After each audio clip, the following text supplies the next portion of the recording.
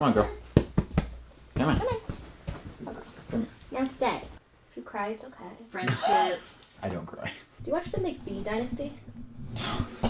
I know what it is. I don't watch the show because I can't do reality TV, but I feel like you could be on there. yeah, probably. Have you heard of the Manosphere?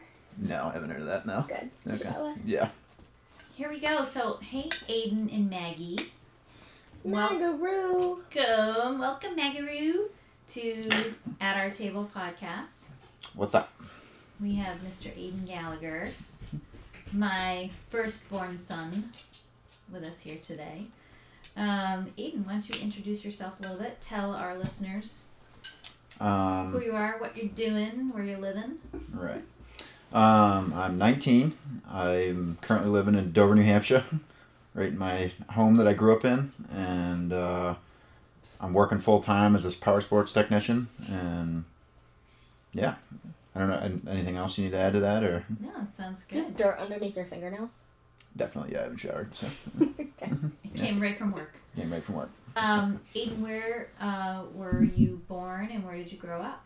Was born in Dover, New Hampshire at Wentworth Douglas Hospital, and I grew up in Dover, New Hampshire. I we spent most of our time here, and then in central Maine, I'd say, something like that, and then maybe Massachusetts every, once in a while, so. Yeah. Mm-hmm. Central Maine, visiting family. Family, yeah. Mostly. Mm-hmm. Yeah. So thinking about your childhood, living in Dover, New Hampshire, Mm-hmm. do you have any favorite memories growing up in this community? I got plenty of good memories. Want to share a few? Well, I'm not going to say my memory is amazing I can't remember exact moments, but from people telling me moments, I definitely can recite a few. I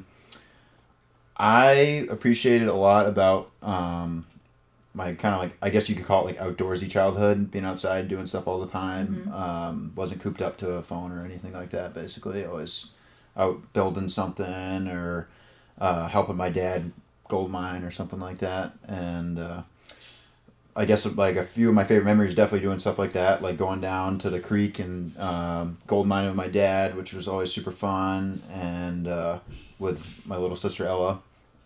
Other memories. Like any Horn Street things? Oh, Going yeah. to School in Horn Street School? Yeah. Pretty average, I feel like, elementary school experience. Like to play sports with my friends and stuff like that. Play in the playground, the usual, that kind of stuff. I was always a big, like to play tag and that kind of thing. So, yeah, I guess. We Yeah. like to play tag. Like to play tag, I don't know. Pretty usual. Fucking hated tag.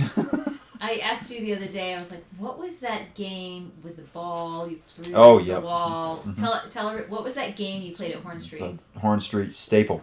It's called wall ball. Oh, wall ball. Wall ball! Yeah. Yeah. Even I know that. Yeah. I couldn't remember. Play with a racquetball, and it's we played the less aggressive version, but you got to bounce the ball off the wall, and if you don't catch it, you technically got to run to the wall and touch the wall without someone throwing it at your back. We didn't do that because it was a little weird. It's kids, but nowadays we probably would. But you're supposed to throw at the wall and catch it. We kind of played a more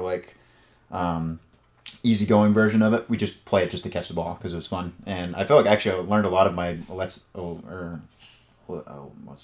Athletic ability actually from playing that game. So yeah. Wait, tell me more about gold mining, because I forgot about that. Mm-hmm. Gold mining. Hold on. Can someone tell him to stop? Dad! Stop doing that! Oh, there we go. Anyways. Gold mining. So this creek's quite fluent with. And say a little bit more about just to help under people when you say this. Oh. Yeah. Okay. Go down to the creek, pick out. We had a spot that we knew that gold was persistent. We go down. We set up a sluice, which is it's kind of like a funnel necessarily for water that has a bunch of rubber mats that have special angled ribs, you could call them, that you'd put dirt in, and as you'd use the water as power basically, and it would flow the dirt down, and it would separate the heavy metals compared to the not as heavy metals, and the non-heavy stuff would flow out back into the creek, and what was left over would stay in the sluice. and you'd end up A sluice? a sluice, yeah, and you'd end up dumping the sluice into it's called a pan, which has also got like ribs basically, and you'd work it into the water, and you would work it until there was only like black sand, which is pretty a heavy consistency, and then whatever gold was left in the pan basically. And what you could do is you could take it's called like a little spyglass basically that you can open up and you can look and you can see all the gold, and then you can take a little vial and you grab what you want and you keep it in that basically. And you found gold? Yeah. Real gold? Yeah, I actually, it's somewhere. I have a vial of it from when we were younger that my dad had basically, which is the biggest piece he ever found. From this creek? From this creek, yeah. You had to collect a lot, but there was little... Yeah, little and it was just a spots. hobby. It wasn't like we weren't making any money off it. It was just something fun to do, so. But just for reference, the creek is actually right beside our house. For Correct. our listeners who don't know where we live or what we're talking about, but we have a pond on one side of our property and then a creek on the other. And you and Ella literally grew up playing in that creek, which was one of the reasons why your dad and I loved this property. We're like, what a cool environment for our kids to grow up in. Mm-hmm. Yeah. Yep, got experience to that kind of stuff, outdoorsy things, and then ATVs and power sports, which is what I do nowadays, which was my big staple as a kid and what I loved the most. Did you play sports at school? Yeah, we play. Well, I played t-ball right from the get-go, basically. Yeah, t-ball. Maggie. Oh, she fart. Oh. I forgot about t-ball. Yep, t-ball, soccer, as young as I could, basically. Nobody's doing t-ball anymore. Are the They- kids Oh, it's still doing t-ball? it's still totally a Yeah, thing. they start There is some. baseball that way. Yeah. Watch those videos on Instagram. They're pretty funny. But yeah, t-ball, soccer, that kind of stuff. I always was like a smaller kid, so I never really got into football, even though I loved it. I loved playing football, and like I'd play, we'd play like pickup football and recess basically in elementary school, but I never was really big enough for it, and my interests were more baseball and soccer for sure. So. And power sports. And power sports. Which is what? So power sports is like four-wheelers, dirt bikes, side-by-sides, the works, basic boats, anything like that. Like any you can call it a man toy basically that if you want. I don't know.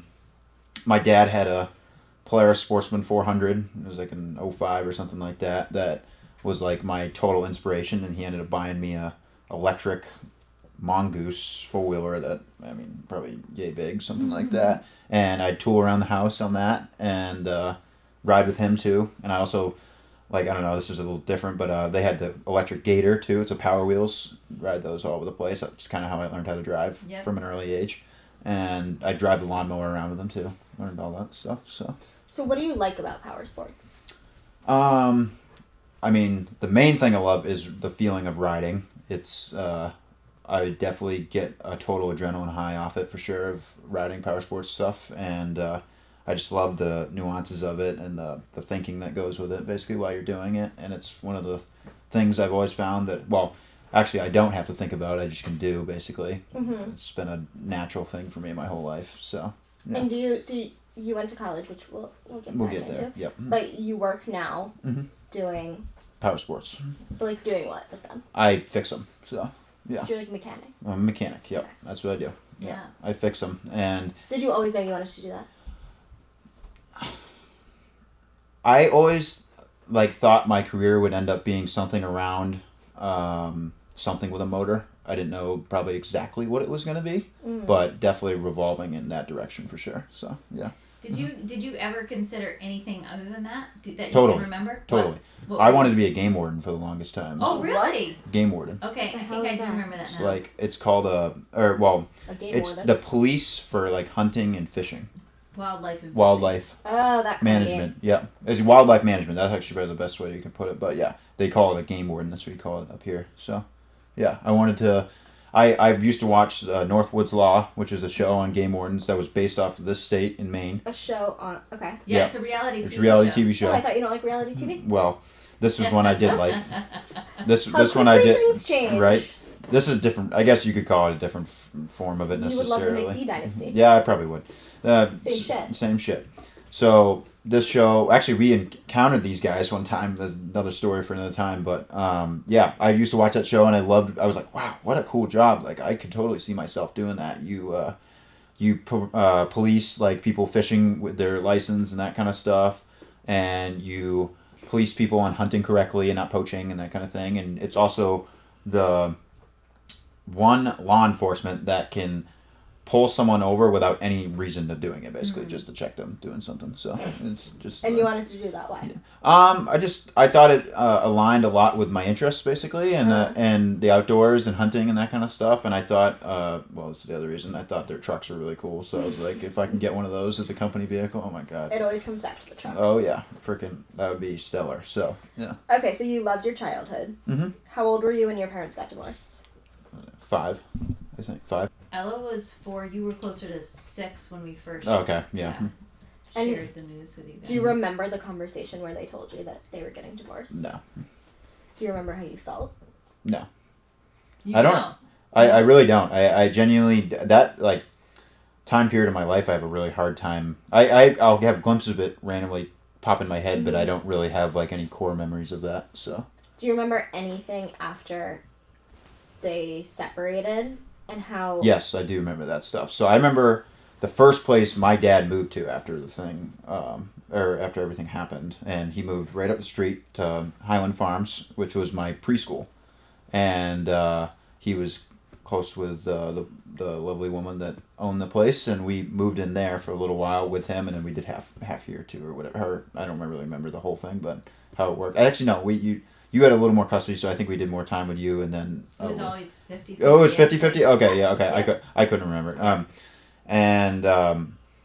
So yeah, we moved in there, and I remember I have this one memory of her son was like a kind of a bad boy or whatever, and he like her screaming at him about something, and it scared the crap out of me because I hate conflict. It's like like a total anxiety point for me. So I was like, oh my god, I was like freaking out about it. So yeah, but.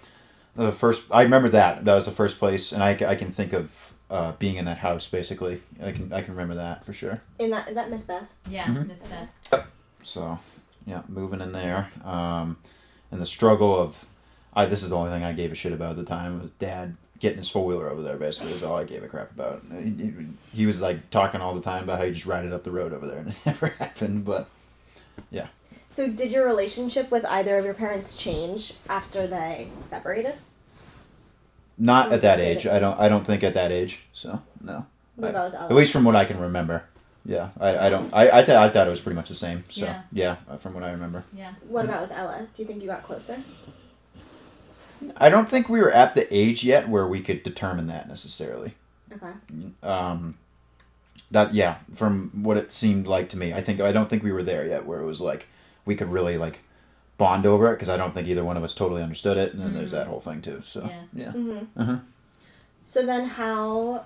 Okay, so they got divorced when you were 6. Yeah. And then at what age? Or I guess it doesn't have to be that age, but when do you remember your dad introducing someone that he was dating into your life? Oh, jeez. Or your mom. I think whoever was first. Well, Merm, you were definitely first. I think. Yeah. Mike came a couple, like a year or two after, or something like that. I was 7 when I met Mike. Yeah, so a year after.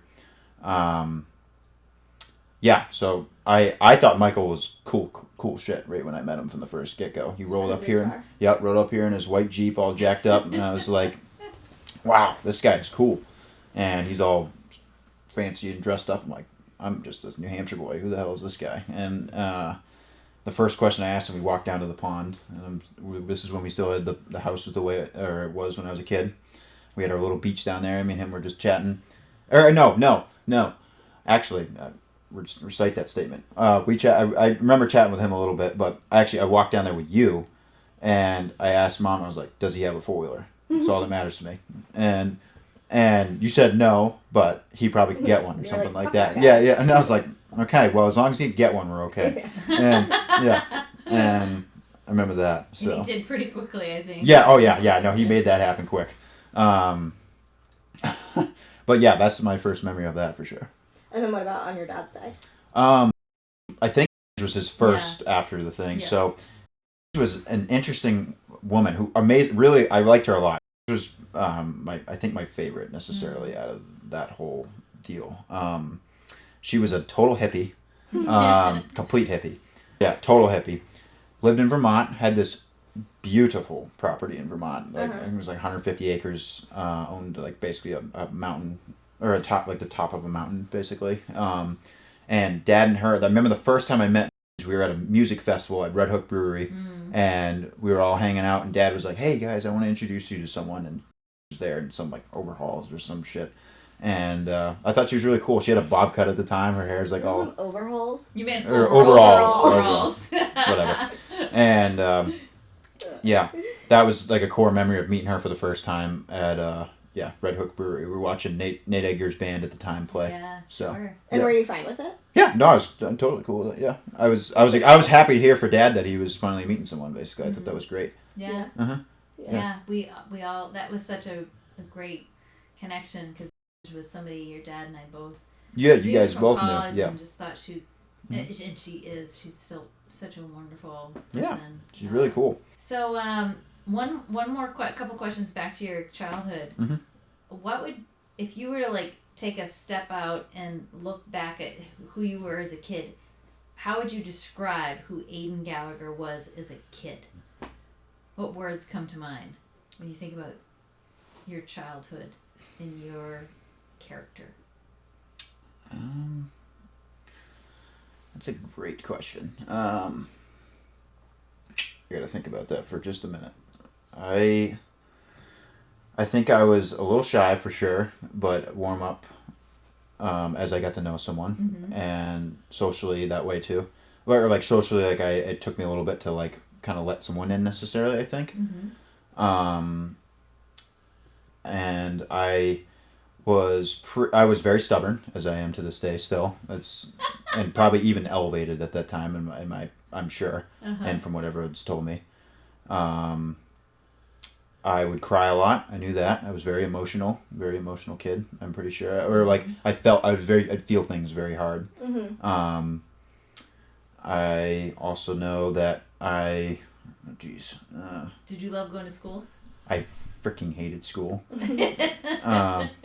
Would literally tell my mom I'm not going, and I'd stay there, and she'd like pull the whole like try to start back in the car out of the driveway. I didn't give one shit. I didn't want to go out of the freaking door. So hated school. Even though I loved the people at school. It wasn't like I never was bullied or any of that kind of stuff. I just hated the point of having to sit in a classroom all day and twiddle my thumbs. I just hated it. So couldn't do it. You wanted to be. I wanted to be out. formula. Yeah, I want to be outside doing something, and something that interests me. And I'm the same way to this day. I still, if it doesn't interest me, I don't put a lot of effort into it. It's kind of just how it is. Yeah. And I definitely was the same way when I was a kid. The pickiest eater you ever meet. Still picky, and definitely let a few more things in, but nothing crazy. But yeah, very stubborn in that sense. And I was a happy kid, though. I could put it that way. You were. Never a dull moment with me. I was really happy. So yeah, I never had. Life was simple. I was as content as could be with anything, even with a divorce that didn't really even get me down ever. Yeah. So yeah. Is there anything looking back that you wish you had done as a kid, or? Oh God, no! I think my childhood was as good as it could have got for me. So yeah. Were you always so, like, chill, hates drama, hates conflict? Yes. No, always hated that. I always had today now I don't deal with this. I'm not really like this as much, but yeah, like if I saw a friend like start arguing about something or something like that, oh my God, I'd like it just like it'd be like a wave of like anxiety just like rip right through me. Basically, it was awful. So what is that?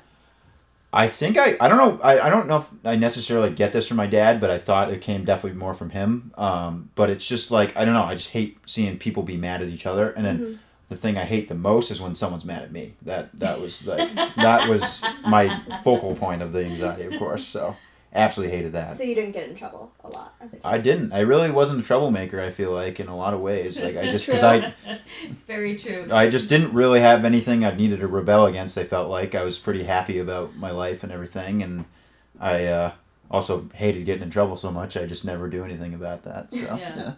We have like 2 or 3 poignant moments where he kind of backed himself to a corner with like maybe a lie or a white lie or something, and you could tell it was just like I couldn't do the it. most uncomfortable moment in his life because he's like, I couldn't do it. totally gonna get in trouble. Just hated it. Yeah. So let's talk about friendships. Oh yeah. You have friendships that you've had since childhood. Totally. Yeah. Mm-hmm. Which ones do you want to talk about, and how have they? Yeah. So no. My most core friendship of my life is my best friend Roman, and always will be. At least for what I know now. I can't. That's kind of premature to say that that's always going to last. You never know. But right now, we're my mindset that will always last.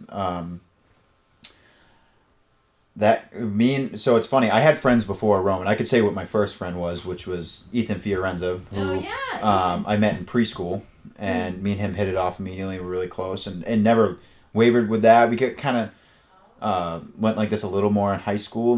We like totally cool with each other and chatting about stuff, but never were like hanging out outside of school a lot. Just different interests. Roman was like the first friend that I knew right off the bat that we're good. Like, this is my buddy. First grade. In Miss Del Russo's class, I think. It was first day of school, and me and him sit next to each other. We just happened to sit next to each other, and we just started talking about riding bicycles, and it all went from there. We just were like freaking this. Yeah. For forever. Same interests. He has a great set of parents, and I remember the first time I went over to his house for a birthday party of his. His dad will recite the same memory, but me and his dad meeting, and just his dad finding me as like as just such an interesting kid, basically. And I just remember how much fun I had. Like he was just, me and him were so tight. We could talk about anything together. Like wanted to hang out as much as we possibly could. Like just hang out as much as we possibly could. So yeah. So you're just about to turn 20. Next month. Yep. Next month. Mm-hmm. No. As a 20-year-old, what do you value most in a friendship? What's most important to you? That's a broad, it's a great question. I think it's hard to come down to one thing. I think it would be maybe two. It'd be probably one. Two for me. Would be respect. I'd say respect of the other human being, basically, and having a high level of that, of what's wrong and right in my opinion, that way, and being there for someone in a hard time. That's another huge thing. Showing up for the other person. So when have you felt supported by a friend? Oh God, so many times in my life. I mean, like how does it look when somebody supports you as a friend? Them being the one to reach out first, not you having to or having to ever reach out yourself. Them reaching out and them putting you before themselves that day, basically, and making sure that they're there for you when they know something is going on. Correct. Yeah. Do you think that you and Roman were close when you guys got divorced? Or no, not yet. They had really just... That was when our friendship really kicked off, was right there. Yeah, and they were all still pretty young, and I didn't... they were all still in, kindergarten, preschool years, so they're just forming friendships. Yeah. So totally. But Roman lived next to your dad, right? No, not at this time. So that's a later thing, actually. So at this... Roman's always lived... Well, didn't totally...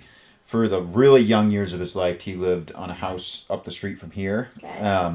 And then his parents moved when he was, I think it was 3 or 4 or something like that, right before elementary school, into the house that he's lived in since and lives to currently.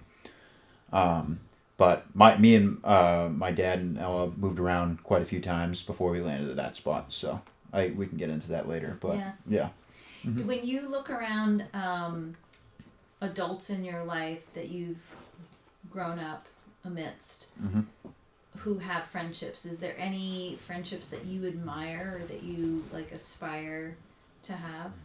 The first one the first bunch of them that ever inspired me was watching my dad and his friends, because my dad had such a numerous amount of friends, and at his service that was very present. Yes. But the amount of people that loved my father and all that kind of stuff and respected the crap out of him, and that is a huge staple point in how I run my friendships nowadays, and also who I pick to be my most important people in my life. So yeah. Your dad had wonderful friendships. friendships. And then I look at the second probably most close is looking at Michael, my stepfather, and Chris's relationship. Yeah. What about that relationship? Just watching how tight they are. You like the things they do together, the talks that they have, what the supportiveness of each other, and them in the similar hobbies, and like just how happy they are for each other too. It's just like awesome. Mm-hmm. Like the motorcycle rides throughout COVID constantly and continued through, and like just always there for them, life, business, whatever. It doesn't matter what it is. So yeah, it's great. Mm-hmm. So let's talk a little bit about being in a blended family, right? Going through divorce and then blended families coming together of others who have gone through divorce. Like, how have you described that to people? Like what your family looks like? Who's in your family? It's a lot. It's a lot of people. I feel like you add in a whole nother family, and sometimes twice. So. What has it felt like?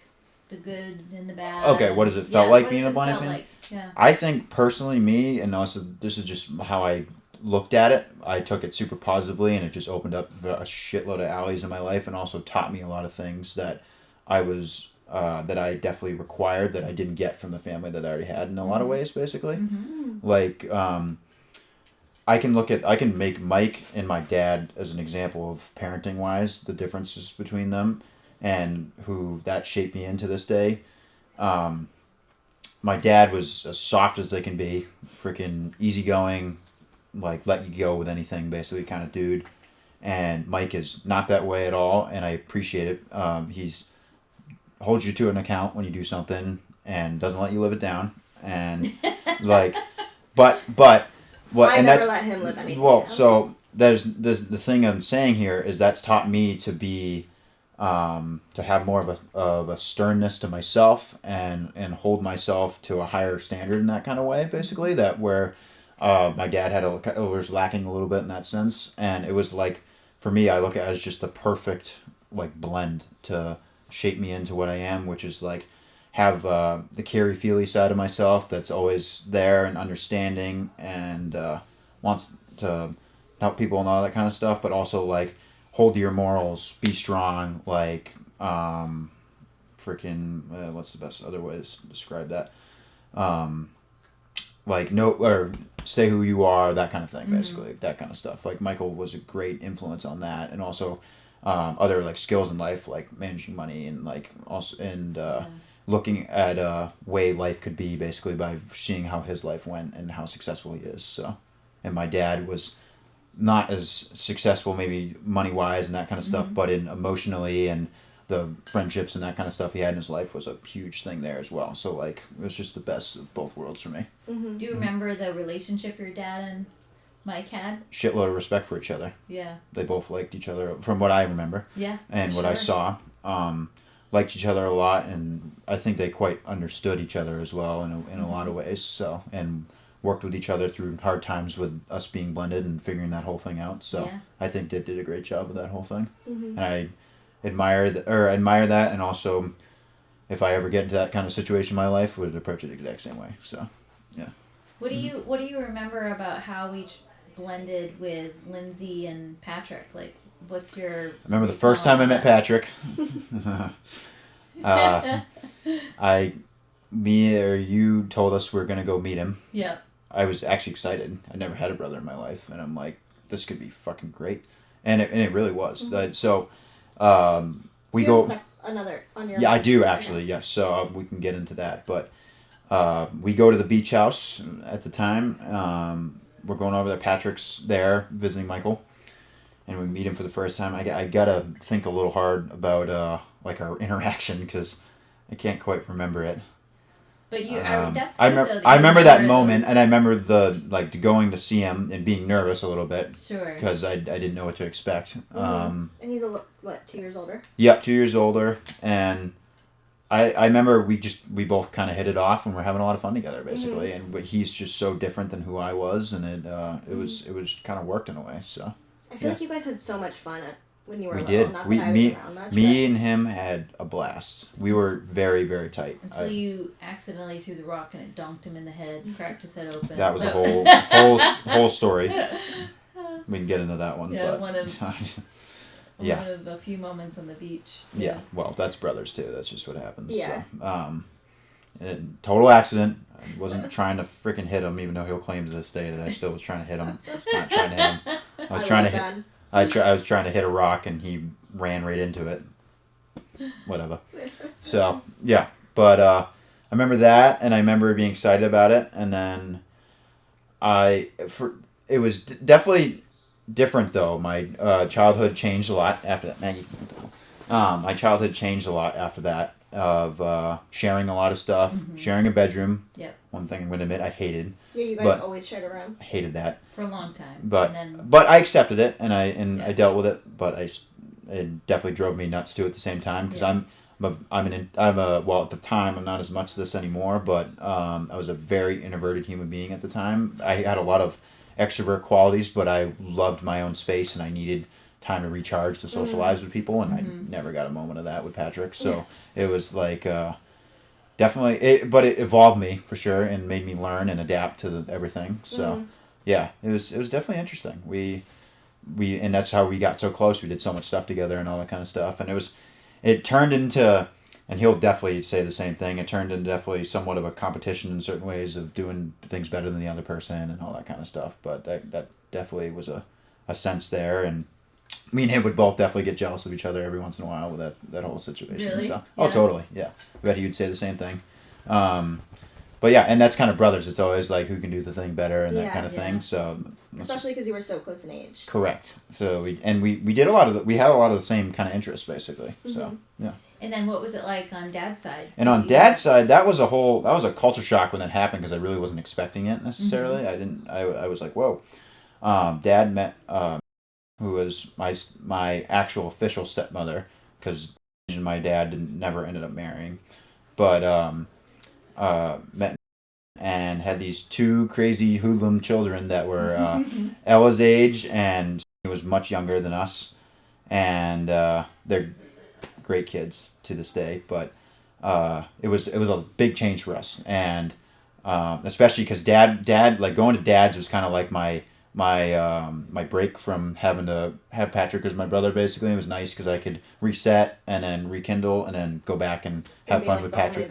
Yeah, exactly. But it was nice to just have a break. I had my own room and that kind of thing. You know what I mean? Like it was a good break for me, and just I could mentally kind of wind back, be all good, and then get back into that and be the right person for that situation. So, but then bam, this thing hit, and it hit out of the blue. I was not expecting it. We're living on Huff Street at the time in Dover, New Hampshire. He bought this shit ass car, this Zuzu, it was an Infinity, that we would joke was this luxury vehicle because it had heated seats, even though it was a total piece of shit. But it was really funny, and that was the inspiration of kind of living with nothing though. That was like making the best of it every day. Yeah. So, yeah. Yeah. You had each other. Totally had each other, and we loved the shit out of each other, and that's all that mattered. And Dad created a home. Totally. For you. And it was great. And I remember the day I knew something was weird, I looked up on the coat hanger, and there was a dog leash. And this was, we'd had a dog in Barrington, and we brought him to Huff Street, and this was a total rescue that we had adopted. Who was that? Arnold. Oh, he was the dog. So yeah, so we're getting into that. Arnold. Okay. So, actually, this dog loved Patrick, and only person that he loved was Patrick besides us, and hated every other human being. Wanted to kill like anyone else, basically. Weird. But loved Patrick for some reason. He smelled bad. I don't know, but I didn't say that. I didn't say that. So he it was just kind of funny. But we had this dog that came over to our new spot, and my grandfather, not knowing what the frick's going on, barges into the house to give me my stuff. This is my dad. Yeah. For people listening. Best human on the planet. Barges into the house, blah, blah, blah, blah, whatever the hell. You'd have to meet him. You're doing a podcast with him soon. You'll get to know who he is. But all loud and freaking barges in, and Arnold is like, what the fuck? And I try to grab Arnold and pull him back because I knew it was going to happen. Arnold runs up and takes a chunk out of Papa's hand and we think we ate it because we never found where the hell it was. Ate it? Yeah, he no, took it down. And like literally, this whole entire thing. Piece of flesh. Piece of flesh. Sorry, viewers. We Sorry, will have viewers. to share that there's a little bit of gore here. Yeah. But anyways. Well, What you kind got of dog was Arnold? no idea. Total mutt from the south. And my dad was a huge dog person and just wanted to rescue him. And we had been talking about getting a dog for a while. And my dad always had the worst luck with interesting animals, basically, which just kind of sucked. But yeah, so Arnold did that. Sadly, they had to put him down after that because he was a great dog for us kids and my dad. He loved us to death, and we saved him basically, but he ended up doing that, so we had to put him down. Yeah. But you were talking about the leash, and there was something that... So this is what I was getting to. So we hadn't had a dog for after Arnold, and we were. I was kind of just like, I missed having a dog at Dad's. That was like an awesome thing for me. Mm-hmm. And I look up on the coat hanger, and there's a dog leash in the coat hanger. It's like, Dad, what the fuck you do? Which, can I just say for one quick moment, anytime anything new came into a household, Aidan was the very first person to be like, what is that? You got a new pan? Oh, that's a new pillow. Oh, where'd we get new towels from? Like, I mean, and you wouldn't even, those things you don't necessarily care about, but anything observant. New. I'm a one hugely of the most observant humans I've ever met in my life. That's how I learn everything, so just by watching and looking, so and listening. Yeah, but see this dog leash, I'm like, Dad, what the fuck? What's this? And he's like, he starts laughing, like in a giggling kind of way, and he's like, well, I met someone, and I'm like, ooh. I'm like, awesome. And she was like, she's got an awesome dog. And I'm like, oh, yes. And I was all excited about that. So this dog ended up being Marley, who ended up being one of my favorite dogs I've ever had in my life. Dad met over like a dating app or something like that, I think. And they hit it off pretty hard. And then soon enough, that goes pretty far where we like went over a couple times, everything, but they're like in it. So we end up selling Huff Street, ends up selling her spot. Well, Dad was renting, but she gets getting rid of her spot, and they buy this house jointly right next to my best friend. So this house that we were living in was actually still in the neighborhood of my best friend Roman, but was way further down the street and was quite a bike ride to get up to it. And then we ended up buying the house directly 2 houses down from Roman, which was like the biggest gift of my life, basically. It was just so awesome. So awesome. I think I was 12 or 13 at the time when that happened. I think I was 12. I think. Yeah. I think so, because I think we lived there for about 2 years. Yeah. So, that was really cool. And living with was a culture shock and a change. Me and ended up now sharing a bedroom at Dad's house. So there we go. I can't escape that. But was this totally different human being than Patrick in so many ways. Dad kind of brought them along and totally took them in as he would with anyone. But me and Max had a great relationship. He was a big video games kid. He liked Legos. He was insanely creative. Like, I loved that. Like, insanely creative. This kid had like a hell of a brain. And I was like, he's going somewhere. And but we'd get along with that kind of stuff, and we'd play Xbox together, and it was great. It was a little rough at first. Like, me and him had to like figure out our things, and like I had this like we had this, I remember like this one kind of little like tussle basically over like he'd like invite me to play like Xbox with him all the time, and I kind of was like, hey, I just kind of want to do my own thing for a little bit, and he just like, and my introverted self was like, fuck the hell off, like I just want my own space. And I got to the point one time where I said something like, dude, like no, like stop, I need to and I was like, because I have like a pretty high patience tolerance with a lot of stuff in life, and this just totally broke it, and I kind of said some things. So we had a little bit, he got all upset, and Dad was like, hey, why did you do that, the whole thing, and we worked it out from there, and I think that kind of, for him, was like a culture shock. He's, all right, I got to reel it back a little bit, we're good, and then we kind of figured out our system, and me and him, he wasn't there every time I was there, they had their half thing too, so like sometimes, like some weeks I'd have the house to myself, some weeks he'd be there, and we learned a lot. We coexisted, and I feel like I learned a lot from that even, and it was good. 2 different experiences. Completely, because you loved both of them. I loved both of them. They taught me a lot about that, and a lot about being a good sibling. So yeah. What do you think are the biggest lessons that you learned from that?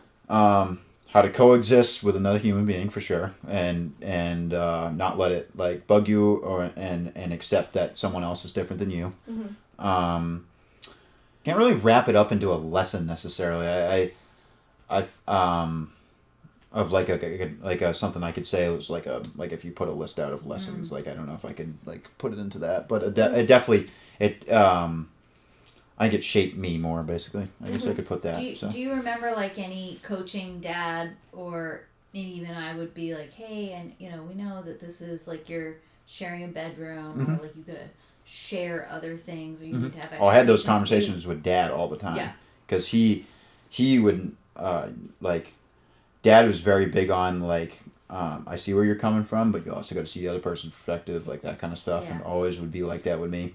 Because I'd get stubborn and be pissed about something and be like, I want this, like I did, like this is ridiculous, just leave me alone, like or something like that. Yeah. Like, dude, reel it back. Like, you gotta accept that you're doing this with someone else. It's okay. Life's fine. You're fine. Yeah. And you do that in the softest way possible. Like Dad was never aggressive about anything, and but he definitely gave me a perspective of and also like sharing things too, because I was definitely like I had my selfish side of like I want my shit, like don't touch my shit, basically kind of crap, and he put a very good perspective on me of how to be good about that and be generous too and that kind of thing. So yeah. So one of the things Ella shared with us yesterday, and I think we can introduce it here, is you've lost your father, right? And so she expressed the kind of the typical frustration of people who've lost somebody, where people come up to you and say, "Oh, I'm so sorry for your loss." But that's interesting. Yeah. Right, but her suggestion to others who are listening is like, don't just say, "I'm so sorry for your loss," but maybe think about offering the question, like, share with me one favorite memory, of the person that you've lost. That's pretty good. And so what's one of your favorite memories of your dad? Yeah, and I know you have a lot because you and Dad fucking were broad. My dad, I could put this. Yes, I could put this in perspective. So, my dad was as much as any person's rock could get, basically for me, like, freaking to the core. Like me and him, but probably the tightest relationship I've ever had in my life with one single human being. Share everything together. We knew exactly everything about each other. Could work through anything together. My best memory with him, though, I think I'm going to genuinely say this. My best memories ever with my dad were being in a vehicle, just me and him, and talking. Were my best memories ever. And talking and then listening to music together was the two best ever. Yeah. And just getting such a high off each other's love and understanding, and so happy for the other human being. That's what, like, just so wanted to be involved and so, like, just loved anything they had going on. That was my best memory of my dad. Yeah, by a mile. Just supportive. That's basically the best way you could put it. How old were you when your dad passed away? 14? Yeah, 14, yeah. And I mean, at least from my perspective, you handled it really well. And you were very much like, obviously this is sad, this is terrible, but this is my life, and like, I'm going to keep living it. Where do you think that came from? Do you think that came from him? Totally.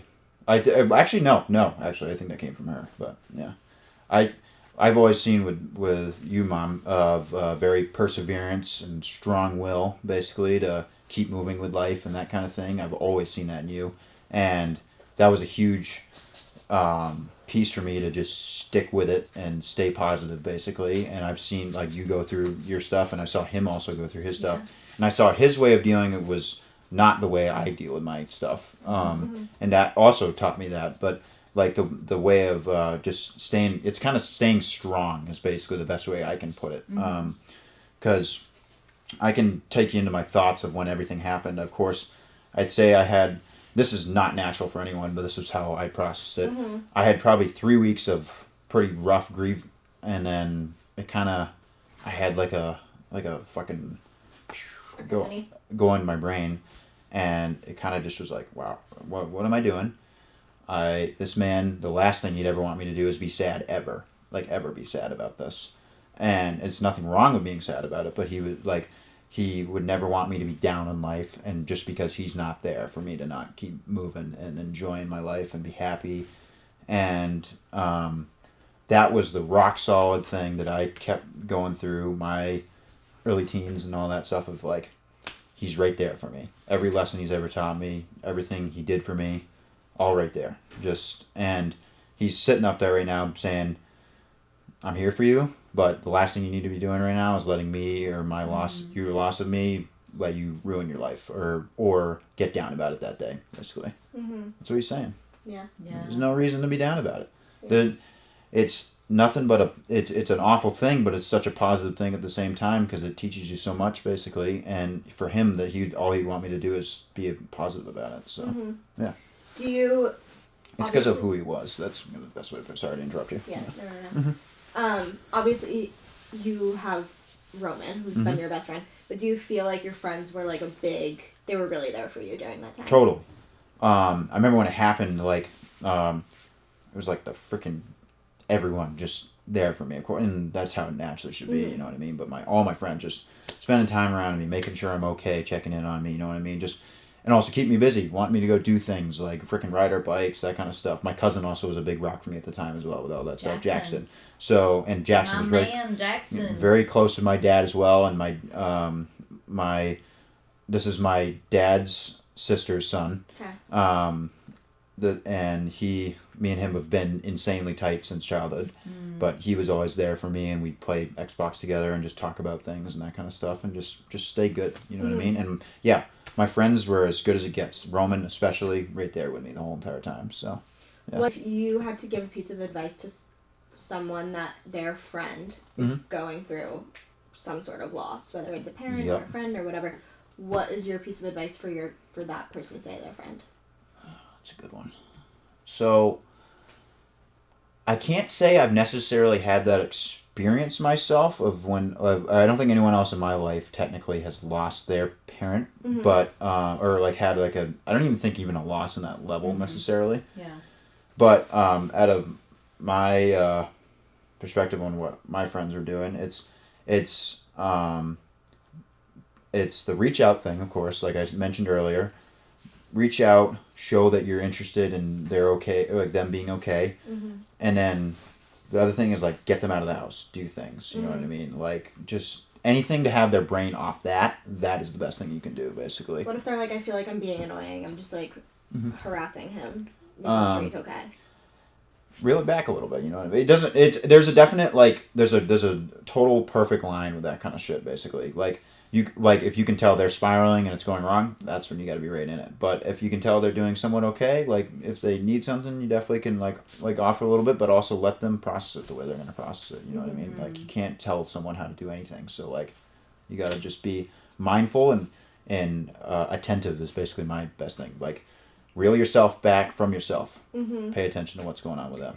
So let's take some of the things that Dad left with you in terms of perspectives on the world, and then we want to kind of close out our session here with you on just your thoughts on what's going on in the world today. But back to Dad, and if you can think about what do you think he like ingested in you and the DNA that he left in you about how to handle the ups and downs of being a human on this planet Earth? Well, definitely one I'd say is a big one is being kind is always a better answer than being mean. Always. That always is like number one. And so that one I'd say another big one for me at least I feel like is don't get involved in something that don't say something extra that definitely isn't going to help the situation. Reel yourself back. Like you don't need to add nothing. Reel yourself back. You don't need to add anything that's just going to turn the situation into crap. That one has served me so well in my life of friendships and people respecting me, and also like just keeping myself out of stuff that I definitely don't need to be involved in to make my life more dramatic and having more stuff going on. And what's the other one? My dad was had a lot of kind of negativeness to him about like stuff that had happened to him in his life, but never tried to let that shed on me ever. Always was trying to be positive with me because I was the thing that mattered more than him. So, like keeping that away from that. So in my opinion, it's like when you got something going on with yourself, don't ever put that on someone else. You know what I mean? Don't fucking do that. That is not right to them in any sense, and he's the same way. Like to like a freaking grinding, like, or like to a fault, like, and that I apply very heavily. Like, don't make your problems someone else's problems if they don't really need to be. That's a huge thing that I go by, and he taught me that. He's like you're like, it's the selflessness. That's really what it is. The total selflessness of that situation. So, yeah. So thinking about like what's going on in the world today, which is so much on a global perspective, right? There are wars, there's a massive continuation of technology, like AI technology taking over. There's concerns about global warming, there's all that kinds of stuff. Yep. What's your current view of what's going on in the world today, and meaning are you positive about it, or are you like? It's totally mixed, I'd say, and I think that's how a lot of people are about it. The world we live in today, it's tricky for a lot of people. Basically, I felt like, or I get a, let me think about that. I feel like my view on that necessarily. So coming from, I'd say, not a small town, but also not a big place at all either, is kind of, in a way, like made things a little more simple for me than I feel like it is for other people, and how to move through life and not make things. It's more like made things definitely less complicated. Like for me to like, or how I see things with the world, basically. Like I see things pretty similar or simply. And I also feel like I'm a very common sense human. So like when I see a situation, then I'm just kind of like, dude, like the answer's kind of right there. And it's the problem. There's so many people's heads in one situation. They can't like just be like this, even though it's kind of right there, the answer. You know what I mean? I could go like my like where my political view, I guess, would be nowadays. But basically, that, sure. I'd say, as a younger kid, when I started being able to think, or not being able to, but when it started becoming a present thing to think about, I totally leaned conservative right from the get-go. I can say that because of the environment I was around. My dad was a giant conservative. But now, as I'm older and seeing more things as myself and making complete decisions on just my head and how I see things, like I'd say I'm a total independent with that. And I had moved away for a year in a city, did live that experience, and saw a lot of things that taught me a lot of things of seeing the world differently, basically. And I was definitely more involved when I was by myself in that city of what's going on in the world than when I was in Dover, New Hampshire, when I didn't give a crap what was going on in the world.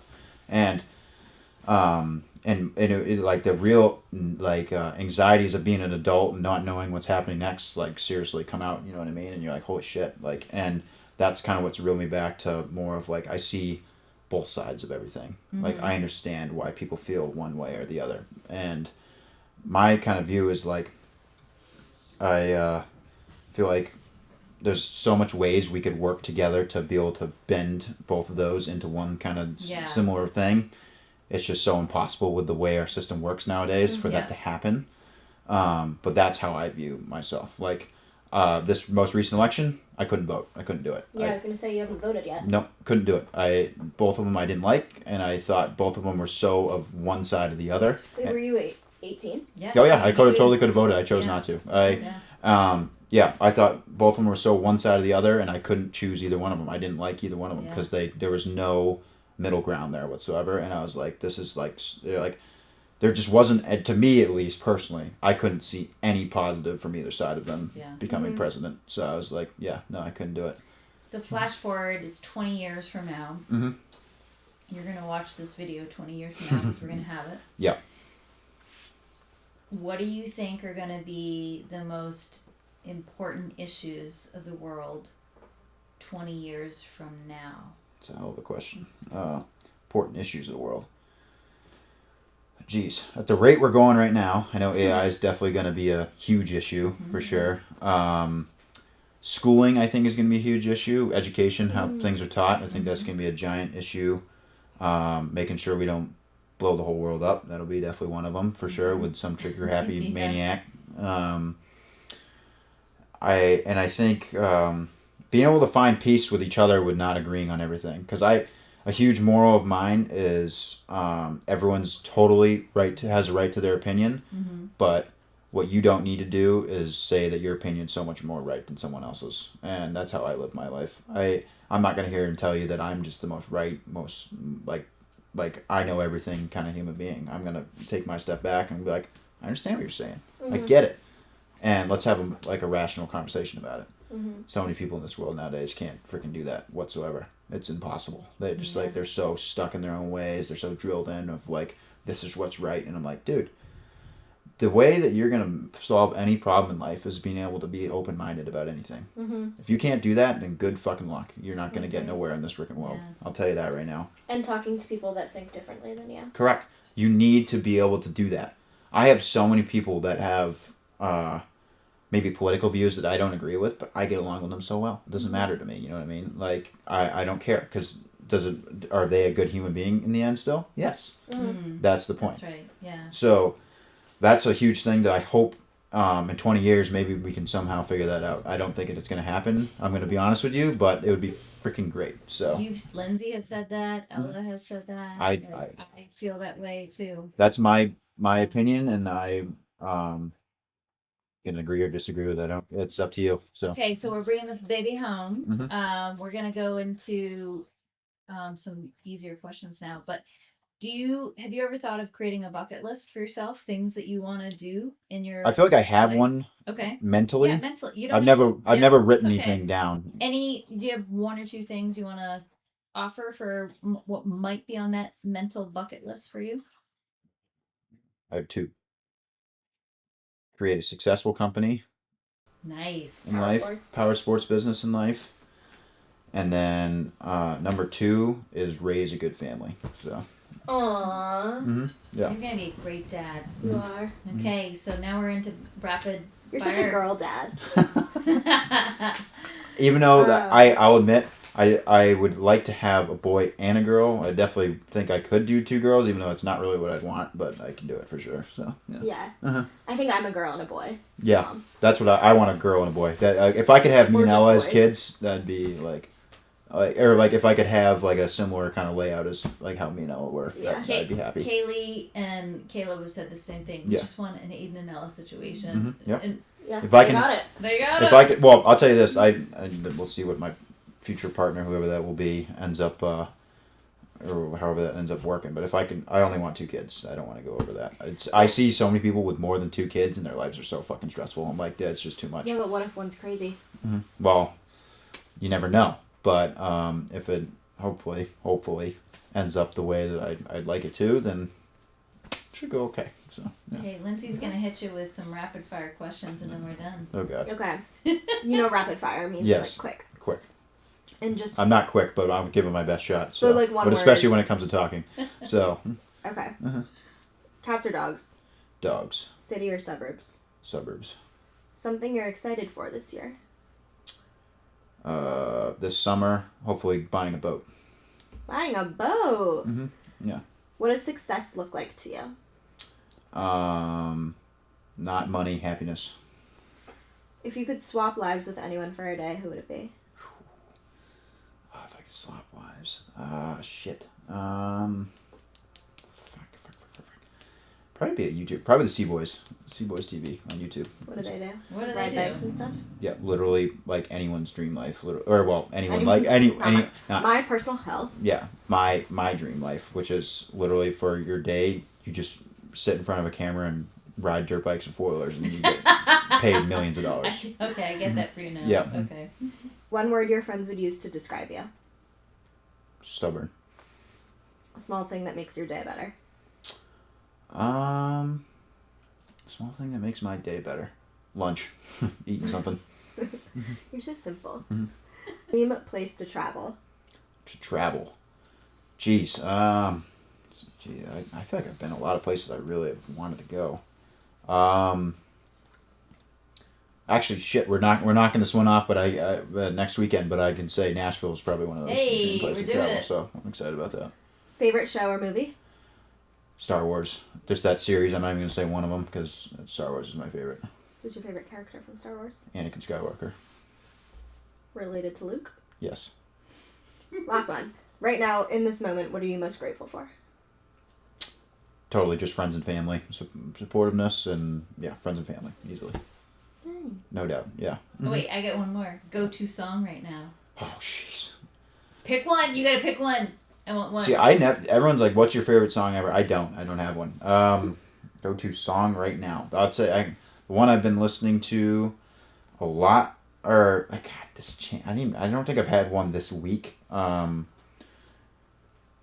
You know what? I was listening to a bunch for a while. Is "Rude" by Magic. I was listening to that one for a little. I don't know why. Yeah, that one. I don't. I had like a throwback pop kick for like a month ago. I'd say. Yeah. I thought you only listened to country. Oh no, I listen to a lot of different kind of music. But yeah. Aidan, how was your experience with us here at our table? Great. Yeah. And what's your favorite thing about me? Favorite thing about Lindsay? Oh boy. You didn't say one word about me. One word about say one word about you. I'm saying you didn't say anything about me. Oh my God. My favorite thing about you, Lindsay, is how confident you are in yourself. I love that. Freaking awesome. Mm-hmm. I wish more people had that. Thank you. Yeah. Mm-hmm. And how happy we are. She's in our. Yes, totally. But that's the thing I totally admire about you. Your confidence is like freaking just shocking. How confident you are. It's awesome. Mm-hmm. Mm-hmm. I just love it. I think there's so many more people that need that. Mm-hmm. Yeah. So much. Mm-hmm. Yeah. I love how simple you are. Yeah. I don't make things complicated. Yeah, it's just kind of how it is. You say things and I'm like, yeah, he's right. It is that easy. Mm-hmm. Why does it have to be so hard? Yeah, I try to make it simple. There's no I don't need my life to be complicated. There's very simple things that make me happy, and I just stick right with those things. So you sure do, buddy. Yep. Mm-hmm. All right. Well, thanks for being on our podcast, Aidan. Of course, guys. Okay. Super fun. We love you. We love you too. Peace out.